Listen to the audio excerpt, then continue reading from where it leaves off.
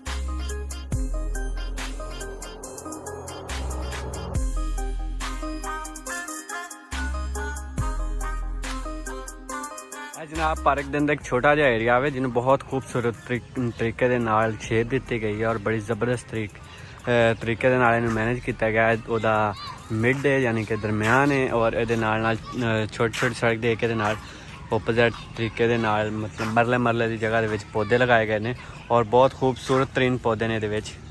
और यह जोड़ा इन्ना के एरिया वे ना बहुत ज़बरदस्त तरीके दे नाल मैनेज किया गया, बहुत खूबसूरत तरीके नाल इन्हू बनाया गया, बड़े ज़बरदस्त तरीके दे नाल इन्हू किसी ने जोड़ा ना शेप दी है इस एरिए में, जिवें कि तुसीं देख रहे हो। और वो एक छोटी जी कनोपी है बैठने वास्ते, बहुत यूनिक वास्ते और यूनिक जोड़ा ना इन्ना के एरिया इन्हू बहुत यूनिक और बहुत स्टाइल के नाल बनाया गया। और ये बहुत अजीब तरह के बहुत खूबसूरत तरह के जोड़े ना पौधे लगाए गए हैं और साथ पत्थर का इस्तेमाल होया वे ये ना, पत्थर लगा के ना उन्होंने किया गया।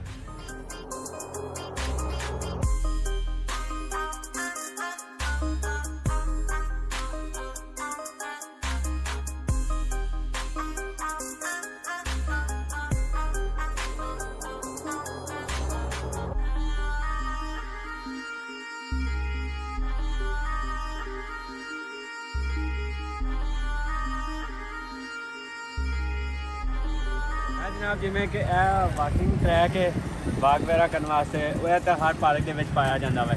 ये जगह तो आ इतने एक्सरसाइज वगैरह वास्ते अगर तुम एक्सरसाइज करते हो तो कुछ मशीनरी वगैरह आलात लगे हैं जिसे मुख्तलिफ किस्म की तुम मुख्तलिफ एक्सरसाइज कर सकते हो।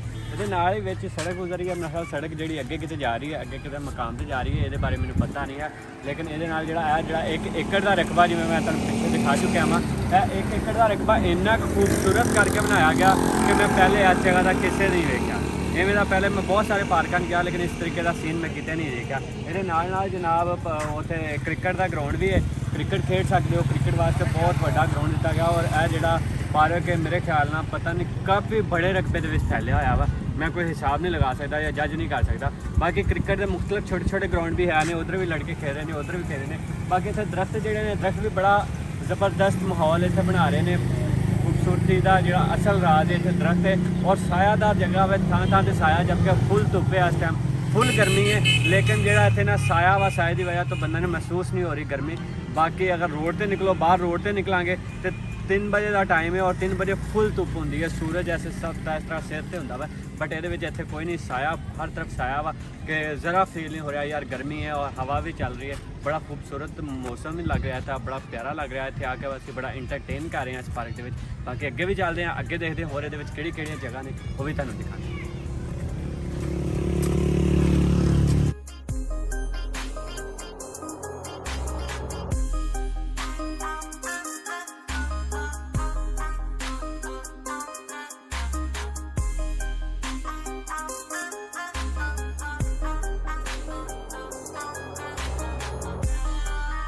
अच्छा जनाब जलो पार्क के एक अलग चीज़ देखी है, एक नई लुक है जी एरिया दे रहा वा कि एक छोटा जहा एरिया वा, ये पुराने जदीद दरख्त लगे ने। देखो जिवें कि जड़ा ने होंगे बहुत पुराने जड़ा दरख्त ने और नीचे उन्होंने पत्ते बिखरे हुए हैं ਤੇ ਇਹ ਇੱਕ ਨਈ ਲੁੱਕ ਦੇ ਰਿਹਾ ਵਾ। ਔਰ ਇਹ ਥੋੜੇ ਜਿਹੇ ਏਰੀਆ ਦੇ ਵਿੱਚ ਆ, ਤਕਰੀਬਨ 1 ਜਾਂ 2 ਕਨਾਲ ਦੇ ਵਿੱਚ ਹੋਣਾ ਵਾ।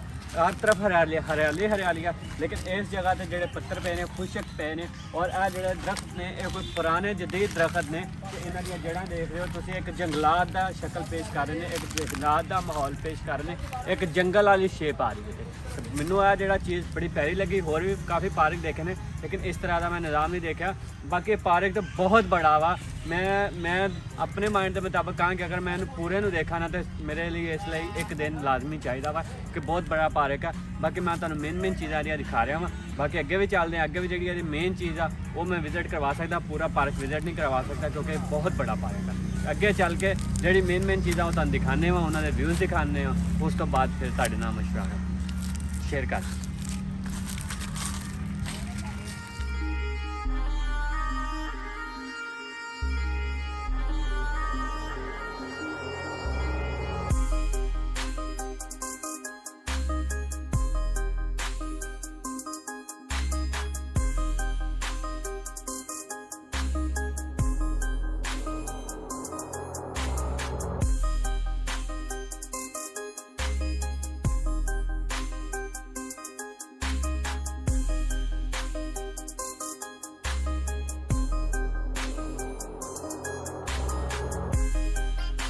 जनाब ये एक टावर बनाया गया है, जिमें कि एक पिछे टावर से वो लोहे का सी, सीमेंट कंक्रीट का बनया हुआ है।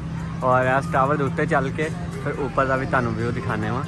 और काफ़ी बड़ा टावर बनाया है, तकरीबन 3-4 मंजिल का।